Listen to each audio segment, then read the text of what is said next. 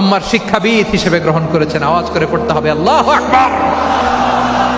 সাহাবীদের নামগুলো মনে থাকবে।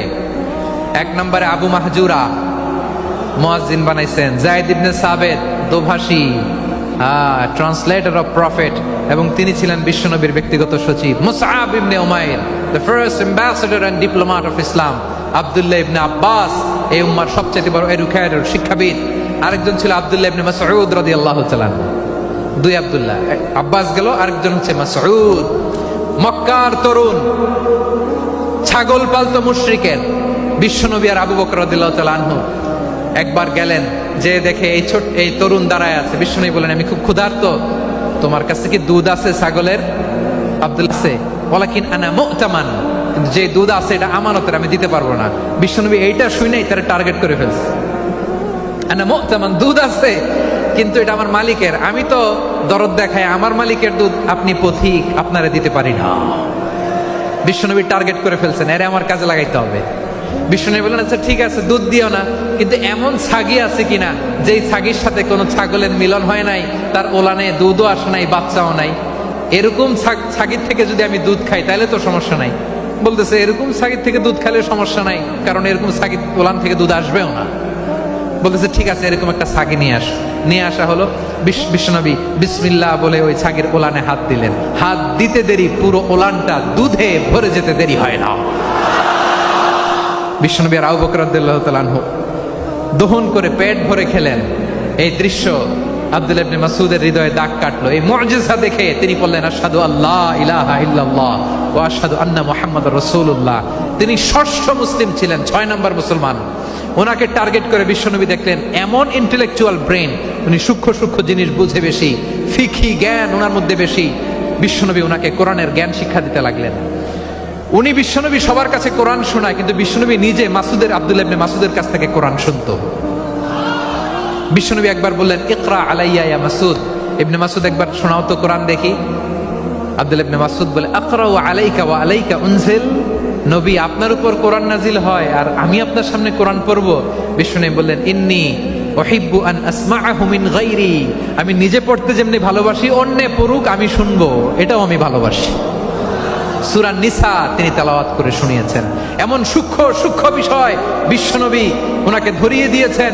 উনি হয়ে গিয়েছেন, আব্দুল্লাহ ইবনে আব্বাস হয়েছেন রাইসুল মুফাসসিরিন, উনি হয়ে গিয়েছেন ফাকিহুল উম্মাহ। ওনার চাইতে বড় ফকি এই পৃথিবী আর দেখবে না। চিল্লায় বলেন সুবহানাল্লাহ। উনি বলতেন, ওয়াল্লাহি ওয়াল্লাহি ইল্লাযী লা ইলাহা গায়রু মা উনজিলাত সূরাতুন মা উনজিলাত সূরাতুন ইল্লা ওয়া আনা আ'লামু আইনা উনজিলাত ওয়া ফিমা উনজিলাত। বিশ্বনবী এমন ভাবে কোরআনের দার্স আমাকে দিয়েছেন, কোরআনে যত সূরা নাজিল হয়েছে, যেখানে নাজিল হোক না কেন আমি জানি এটা কোথায় নাজিল হয়েছে এবং কোন প্রেক্ষাপটে নাজিল হয়েছে। এমন একটা সূরা নাই যে সূরার কোথায় নাজিল হয়েছে আমি মাসুদের জানা নাই, কোন প্রেক্ষাপটে নাজিল হয়েছে আমার জানা নাই। এরকম ঘটবে না। চিল্লায় বলেন আল্লাহু আকবার। এই আব্দুল্লাহ ইবনে মাসউদ রাদিয়াল্লাহু তাআলা আনহু ওমর ফারুকের সময় কুফার চিফ জাস্টিস ছিলেন। কুফা নগরীর চিফ জাস্টিস। চিফ জাস্টিস বুঝেন নাই?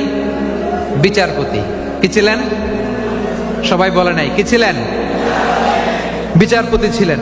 এবং ওনার যে ফিকহি জ্ঞানের ধারা, এটাই আলকামা, ইব্রাহিম আন-নাখাই, হাম্মাদ ইবনে সুলাইমান হয়ে ইমাম আবু হানিফা পর্যন্ত পৌঁছেছে। এবং ওনার ফিকহি জ্ঞানের ধারাই হানাফি মাযহাবে অ্যাকসেপ্ট হয়েছে। আজও এগুলো হানাফি মাযহাবে চর্চিত হয়। হানাফি মাযহাবের সব ফিক আব্দুল্লাহ ইবনে মাসউদের ফিকহি জ্ঞানের ধারা থেকে নেওয়া হয়েছে। চিল্লায় পড়েন সুবহানাল্লাহ।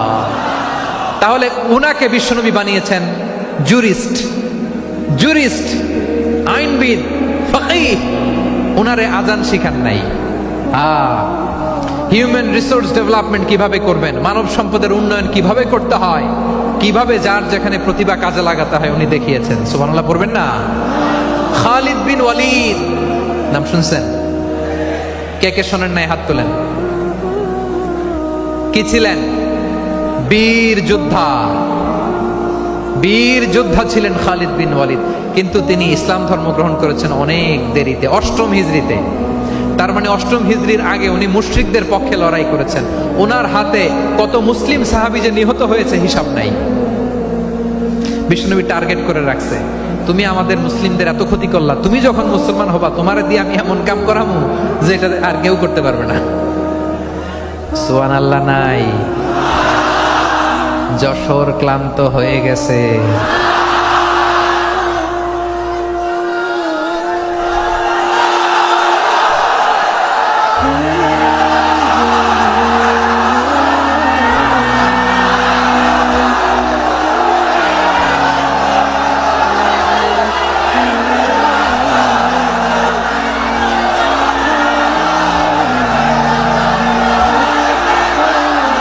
মাশাআল্লাহ, বসুন বসুন বসুন। খালিদ বিন ওয়ালিদ রাদিয়াল্লাহু তাআলা অষ্টম হিজরিতে মুসলিম হয়েছেন, মক্কা বিজয়ের আগে। তো মক্কা বিজয়ের আগে যখন মুসলিম হয়েছেন, এর আগে কি করছেন? কাফিরদের সাথে যুদ্ধ করেছেন। উনি উহুদের যুদ্ধে মুসলমানদের যে পরাজয় ভাব, কঠিন পরিস্থিতির মুখোমুখি উনার কারণে পেছন থেকে এমন আতর্কিত আক্রমণ করেছেন, মুসলমানদেরকে কচুকাটা করেছেন। অষ্টম হিজরিতে আল্লাহ তাআলা হেদায়েতের নূর দিয়ে ওনার হৃদয়টাকে উজালা করে দিলেন।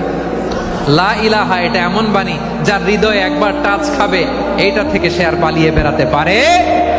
ঝিনুকের ভেতর লুকিয়ে থাকে যেমন মতি, ঝিনুকের ভেতর লুকিয়ে থাকে যেমন মতি, কলমা শাহাদাতে আছে আল্লাহর জ্যোতি, কলমা শাহাদাতে আছে আল্লাহর জ্যোতি।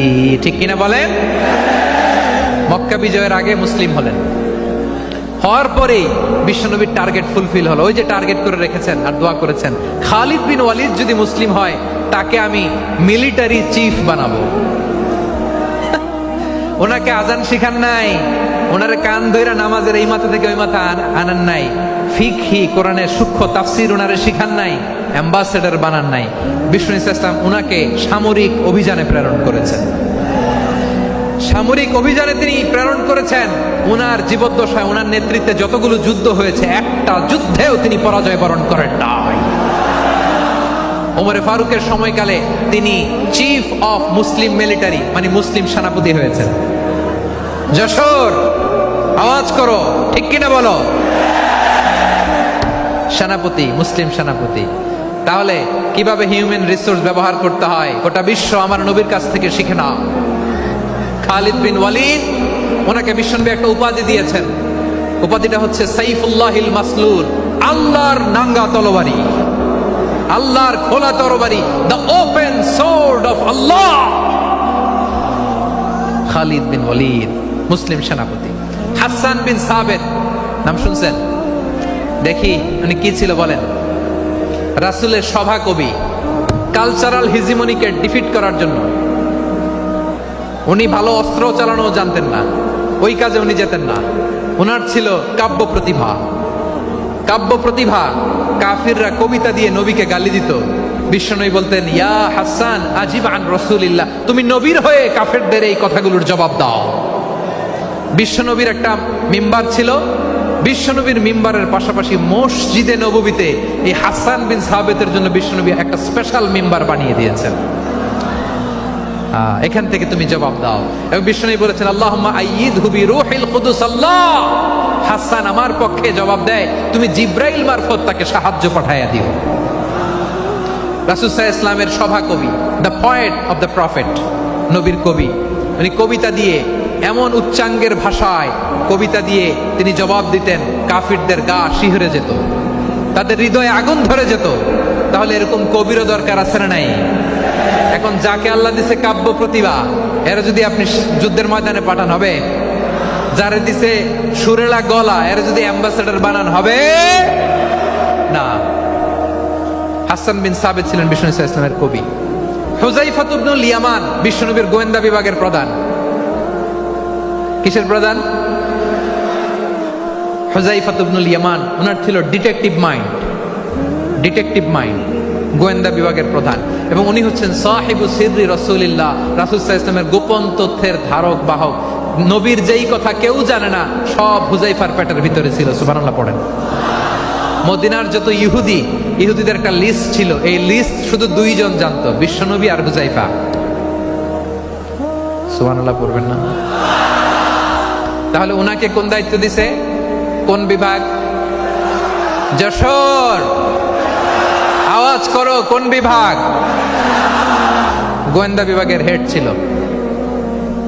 খন্দকের যুদ্ধে প্রচন্ড আজকের মতো শৈত্য প্রবাহ, মাটি খনন করতে করতে সাহাবীদের পেটে ক্ষুধা নাই, দাঁড়াইতে পারে না নামাজের জন্য, এত ক্লান্ত, ক্ষুধা, ক্লান্ত, শ্রান্ত। বিশ্বনবী বললেন, কে আছো?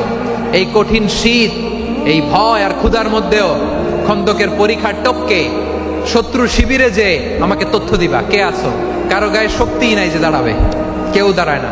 বিশ্বনবী তখন নিজে হুজাইফাকে ডাক দিলেন, হুজাইফা, যে আমাকে আজকে শত্রু শিবিরের তথ্য এনে দিবে সে জান্নাতে আমার মোরাফাকা, আমার সঙ্গী হবে। হুজাইফা রাদিয়াল্লাহু ইবনুল ইয়ামান জীবনের ঝুঁকি নিয়ে এই ক্ষুধা, শৈত্য প্রবাহ, কোল্ড ওয়েভসকে উপেক্ষা করে পরীক্ষা টপকে শত্রু শিবিরে যে সবার কথাগুলো চুপে চুপে শুনে বিশ্বনবীর দরবারে এসে গোয়েন্দাদের মতো তথ্য সরবরাহ করেছেন। বিশ্বনবীর গোয়েন্দা বিভাগের প্রধান হুজাইফা ইবনুল ইয়ামান ইন্টেলিজেন্স বিভাগ চালাতেন। মুনাফিকদের নাম ওনার কাছে ছিল। মুআয ইবনে জাবাল মদিনা রাষ্ট্রের সবচেয়ে সিনিয়র আমলা ছিলেন। আমলাতন্ত্র চিনেন তো? প্রশাসনিক কাজ যারা চালায়, অ্যাডমিনিস্ট্রেশন বুঝেন না? The department of administration. মদিনার রাষ্ট্রের সিনিয়র আমলা মুআয ইবনে জাবাল মুতাখাসসিসুন ফিল হালাল ওয়াল হারাম, হালাল হারামের স্পেশালিস্ট ছিলেন। বিশ্বনবী উনাকে ইয়ামানের গভর্নর করে পাঠাইছেন। বলেছেন, ইন্নাকা তা'তি কওমান আহলা কিতাব, এমন গোষ্ঠীর কাছে যাবা এরা ইহুদি নাসারা, আগে শাহাদা পড়লে এরপরে নামাজের দাওয়াত দিও, নামাজ পড়লে যাকাতের দাওয়াত দিও। গভর্নরের অ্যাটিটিউড যেমন থাকে তেমন অ্যাটিটিউড ধরে রেখো। সুবহানাল্লাহ পড়েন। তাহলে মুআয ইবনে জাবালকে দিয়ে বিশ্বনবী কবিতা লেখায় নাই, চিঠি লেখায় নাই, আজান দেওয়ায় নাই। সুবহানাল্লাহ পড়বেন না? সব শেষ সাহাবী বলি আবু হুরায়রা রাদিয়াল্লাহু তাআলা আনহু, নাম শুনছেন? বিড়ালের বাবা। কি করতেন? খালি হাদিস মুখস্থ করতেন। উনি বলতেন, আলজামু রাসূলুল্লাহ আলা মিল ইবাতনি, আমার শুধু পেটের ক্ষুধার বন্দোবস্ত হইলে আমি নবীর সঙ্গ ছাড়তাম না। আমার আনসার সাহাবারা ক্ষেত খামারের কাজ করতো, আমার মুহাজির সাহাবারা ব্যবসা করতো, আর আমি নবীর সাথে সাথে থাকতাম। শুধু সকাল বিকাল দুই বেলা যদি আমার খাবারের বন্দোবস্ত হয় আমি আর নবীর লক ছাড়ি না। সুবহানাল্লাহ কইবেন না? 5374টা হাদিস তিনি বর্ণনা করেছেন। সবচেয়ে বেশি হাদিস বর্ণনাকারী সাহাবী। হাদিস প্রিজার্ভেশনের কাজে বিশ্বনবী ওনাকে কাজে লাগিয়েছেন। উনি একদিন বলেন, ইয়া রাসূলুল্লাহ আসমাউ মিনকা কাসীরান ফালা আহফাজু, নবী অনেক কথা শুনি আমার মনে থাকে না। বিষ্ণু বললেন, তাই? তুবসুত রিদাক, তোমার চাদরটা বিছাও। আবু হুরায়রা বিছালেন, বিশ্বনবী হাত বুলায় দিলেন, এরপরে অনেক হাদিস বর্ণনা করলেন। আবু হুরায়রা বলে, তারপর থেকে বিশ্বনবী যাই বর্ণনা করে আমি শুনি আর একটাও বলি না এখন। সুবহানাল্লাহ। বিশ্বনবী ওনাকে হাদিস প্রিজার্ভেশন, নবীর এই যে লক্ষ্য হাদিস প্রিজার্ভেশনের এই দায়িত্ব দিয়েছেন সাইয়েদনা আবু হুরায়রা রাদিয়াল্লাহু তাআলা আনহুকে। প্রিয় ভাইরা, তাহলে 10 জন সাহাবীর কথা যে বললাম, আপনারা কি খেয়াল করেছেন কত বড় ট্যালেন্ট হান্টার, চৌকস ট্যালেন্ট হান্টার ছিল আমার নবী। এক একজনের এক এক ট্যালেন্ট, এক এক কাজে অ্যাসাইন করেছেন, এক একজনকে এক এক দায়িত্ব দিয়েছেন, এক একজনের প্রতিভাকে এক একভাবে বিকশিত হওয়ার সুযোগ দিয়েছেন। আওয়াজ করে বলেন ঠিক কি না? এখন আমার পর্দার আড়ালে আমার মায়েরা বলবে, এতগুলো পুরুষ সাহাবীর কথা বললো, নারী সাহাবীরা কি কিছু করে নাই? হ্যাঁ, একজন নারী সাহাবীর কথা বলে মোনাজাত হবে, দোয়া ছাড়া কেউ যাব না। রুফাইদা আল আসলামিয়া রাদিয়াল্লাহু তাআলা আনহা, ওনার বাবার নাম সাআদ আল আসলামি। বিশ্বনবী কি খেয়াল করলেন দেখেন, সাআদ ছিল মদিনার বড় ডাক্তার। এই নারী সাহাবী রুফাইদা বাবার কাছ থেকে চিকিৎসা বিদ্যা শিখেছেন। যখন শিখছে বিশ্বনবী দেখলেন, আমার তো প্রতি সপ্তাহে সপ্তাহে যুদ্ধে আহত সাহাবীদের সেবা দিবে কে? বিশ্বনবী রুফাইদাকে বললেন, রুফাইদা তুমি মসজিদে নববীর পাশে একটা মেডিকেল ক্যাম্প করো। এই যে সাকিনা আদ্দিন মেডিকেলের আমার ছাত্রী বন্ধুরা শুনে রাখো, তোমাদের আইকন হচ্ছে এই রুফাইদা আল আসলামিয়া। বিশ্বনবীর ডিরেকশন অনুযায়ী তিনি মসজিদে নববীর পাশে একটা মেডিকেল ক্যাম্প করলেন এবং আহত সাহাবাদের চিকিৎসা উনি ওনার টিম নিয়ে দিতেন। বিশ্বনবীর পরামর্শে উনি আনসারি এবং মুহাজির মহিলা সাহাবীদেরকে নিয়ে একটা স্পেশাল মেডিকেল টিম গঠন করলেন। খায়বার যুদ্ধে 7ম হিজরিতে যখন বিশ্বনবী যায়, উনি ওনার টিম নিয়ে আসলেন, বললেন, ইয়া রাসূলুল্লাহ আমরা তো তলোয়ার চালাতে পারি না, আমরা তো তীর মারতে পারি না, আপনি যদি অনুমতি দেন খায়বার অভিযানে আমি আমার টিম নিয়ে মেডিকেল টিমের সেবাটা সার্ভিসটা দিতে চাই। পড়েন সুবহানাল্লাহ। বিশ্বনবী অনুমতি দিলেন, যোদ্ধা সাহাবীদের সাথে রুফাইদা আল আসলামিয়া উনিও মেডিকেল টিম নিয়ে অগ্রসর হলেন। খায়বারের প্রতিটা আহত ইনজুর্ড সাহাবী যারা ইনজুরির শিকার হয়েছেন সবাই রুফাইদা আল আসলামিয়ার এই মেডিকেল ক্যাম্প থেকে চিকিৎসা সহায়তা পেয়েছেন। সুবহানাল্লাহ পড়েন। দেখেন কিভাবে বিশ্বনবী ট্যালেন্ট বাছাই করতেন। আপনি অবাক হবেন, বাহরাইনের মেডিকেল ইউনিভার্সিটিতে রুফাইদা আল আসলামিয়া মেডিকেল প্রাইজ অ্যাওয়ার্ড প্রতি বছর দেয়া হয়। যদি 8 দিনের এই মেডিকেল, আমার বোনেরা যদি জেনে থাকো জানো, না হলে নতুন করে জানো, সার্চ দিও রুফাইদা আল আসলামিয়া মেডিকেল অ্যাওয়ার্ড বাহরাইনের ইউনিভার্সিটিতে দেওয়া হয়। প্রিয় ভাইয়েরা, তাহলে আলোচনার সামারি আমরা করি। বিশ্বনবী যার যেখানে ট্যালেন্ট তাকে ওইখানে কাজে লাগাতেন। আওয়াজ করে বলেন ঠিক কিনা? এবার একটা ইন্টারভিউ হবে, আওয়াজ করে বলেন আবু মাহজুরাকে বিশ্বনবী কি বানাইছেন? হ্যাঁ, ভুলে গেছেন? সামনের চুলে হাত দিয়ে বিশ্বনবী কি সুন্দর গলায় আজান শিখালেন। মুয়াজ্জিন। যায়েদ বিন সাবিতকে একাডেমিক প্রজেক্টের দায়িত্ব দিয়েছেন, তিনি ছিলেন বিশ্বনবীর